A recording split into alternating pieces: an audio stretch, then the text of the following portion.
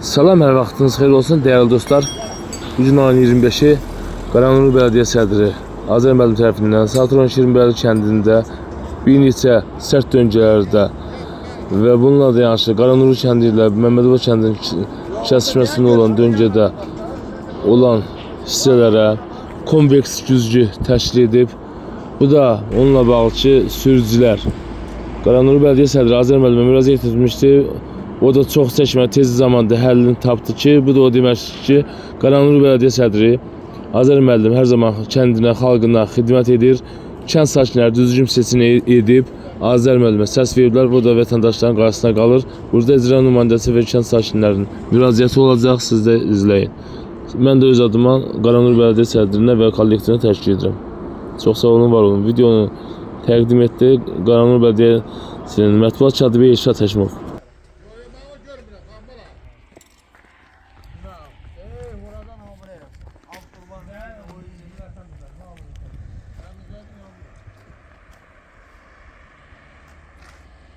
Bir daha buralıkta görmüşsem videoya çekip şikayet edeceğim.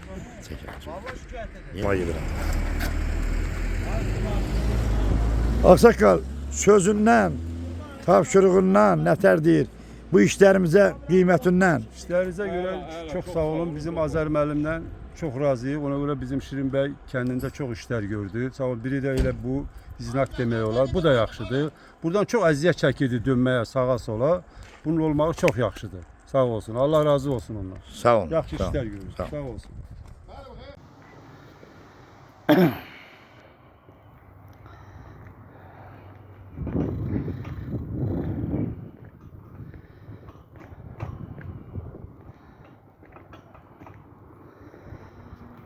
Kardeşim, kənd nümayəndələri olarak bizim bu işlərimizə nə qiymətliyirsiniz? Çok güzel. Bayaq da elə dedim.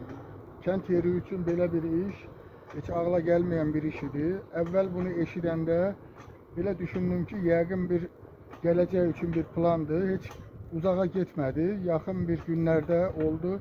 Kendimizdə 3 belə döngə var idi, çox pis vəziyyətdə. Bu Azər müəllim sizin köməkliyinizlə problem, yani müəyyən qəzalar aradan götürüldü kimi olur. Teşekkür edirik. Gələcək işlərində də uğurlar arzuluyoruz. Çok güzel. Sağ olun. Yani Sağ olun. Çok güzel, hayırlı olsun müəllim. Bir belediye işçisi kimi siz nə deyə bilərsiniz? Xalqın xidmətinə durmaq. Mən elə bilirəm ki, kənd icra nümayəndələri ilə belediyə əl-ələ verib işləsə, Həmişə kənddə elə olub. çox işlər görürlər. Çox sağ ol, sizə də minnətdaram ki, həmişə bizə dayaq olubsunuz, bizə köməklik eləyirsiniz, Yox, icra böyük nümayəndəsi kənd. kimi.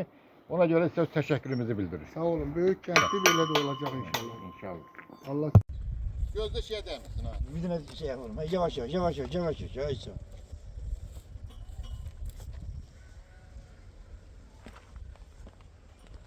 Vallahi elə görükür kulaşımı. Pavarat orada görükür. Burada da bakanda o pavarat görükür. Necə alma gəlməz, də belə təşəkkür. Olur, çox favoritdə bu. Bu maşın rahat görükür. O deyirəm, dururluyanla. Çox gözəl təşəbbüsünüz var, Allah köməyiniz olsun. Bu pavaroz çox təhlükəlidir. Elə bunu siz belə düzəltmişsiniz, Allah sizin hamınızın köməyi olsun. Belə xeyri işlərdə həmişə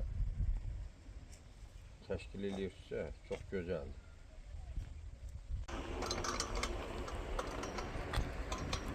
Kana bir de şey getirip təbliğ var. Lapak geliyor. Getir onu izle getirsen. Yola dayasın. Niye böyle?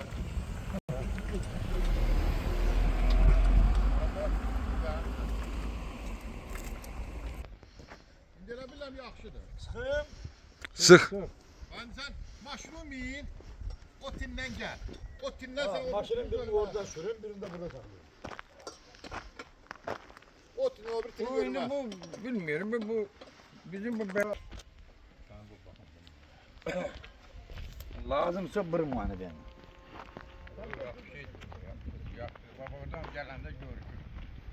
Nedir o ne? Havalı göstər. Şimdi sen oradan bir görmeye göresen. Bak kara maşın gelir benim. Bak kara maşın gelir. Görürsen kara maşın.